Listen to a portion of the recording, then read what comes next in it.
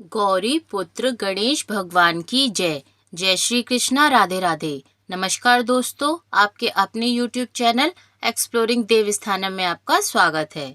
आज इस वीडियो में हम आपको जन्माष्टमी की पावन कथा बताने जा रहे हैं। अगर आपको हमारी वीडियो पसंद आए तो इसी तरह व्रत त्योहारों की सही कथा को जानने के लिए हमारे चैनल को लाइक एवं सब्सक्राइब अवश्य करिए।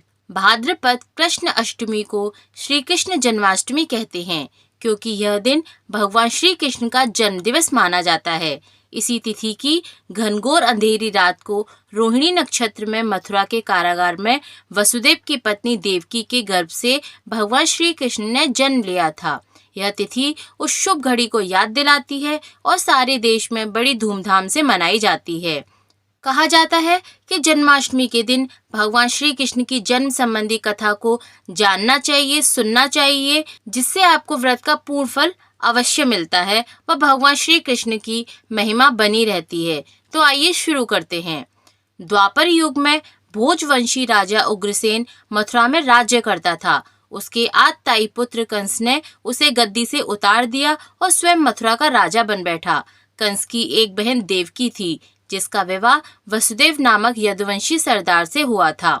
एक समय कंस अपनी बहन देवकी को उसकी ससुराल पहुंचाने जा रहा था। रास्ते में आकाशवाणी हुई, हे कंस, जिस देवकी को तू बड़े प्रेम से ले जा रहा है, उसी में तेरा काल बसता है। इसी के गर्भ से उत्पन्न 8वां बालक तेरा वध करेगा। यह सुनकर कंस वसुदेव को मारने के लिए उद्यत हुआ।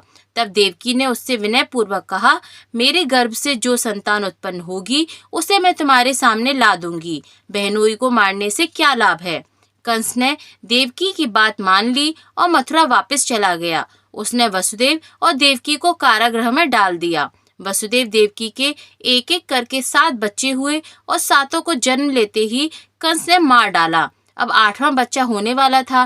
कारागार में उन सब पर कड़े पहरे बैठा दिए गए। उसी समय नंद की पत्नी यशोदा को भी बच्चा होने वाला था। उन्होंने वसुदेव देवकी के दुखी जीवन को देख 8वें बच्चे की रक्षा का उपाय रचा। जिस समय वसुदेव देवकी को पुत्र पैदा हुआ, उसी समय संयोग से यशोदा के गर्भ से भी एक कन्या का जन्म हुआ, जो और कुछ नहीं सिर्फ माया थी। जिस कोठरी में देवकी वसुदेव कैद थे, उसमें अचानक प्रकाश हुआ और उनके सामने शंख, चक्र, गदा, पद्म धारण किए चतुर्भुज भगवान प्रकट हुए। दोनों भगवान के चरणों में गिर पड़े। तब भगवान ने उनसे कहा, अब मैं पुनः नवजात शिशु का रूप धारण कर लेता हूँ।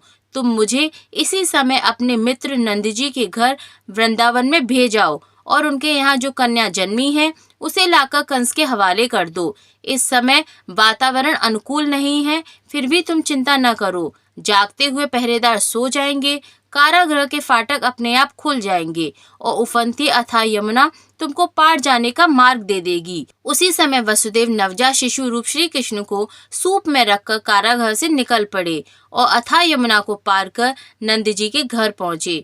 वहां उन्होंने नवजात शिशु को यशोदा जी के साथ सुला दिया और कन्या को लेकर मथुरा आ गए।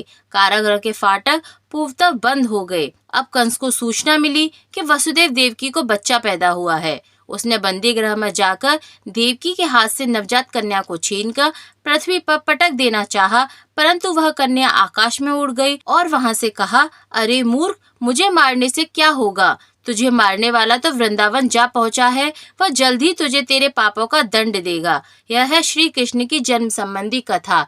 श्री कृष्ण जन्माष्टमी के दिन इस कथा को सुनना व पढ़ना अवश्य चाहिए, जिससे भगवान का आशीर्वाद आपके व आपके परिवार के ऊपर सदैव बना रहे। जन्माष्टमी के दिन बोला जाता है, नंद के आनंद भयो जय कन्हैया लाल की, हाथी घोड़ा पाल की जय कन्हैया लाल की।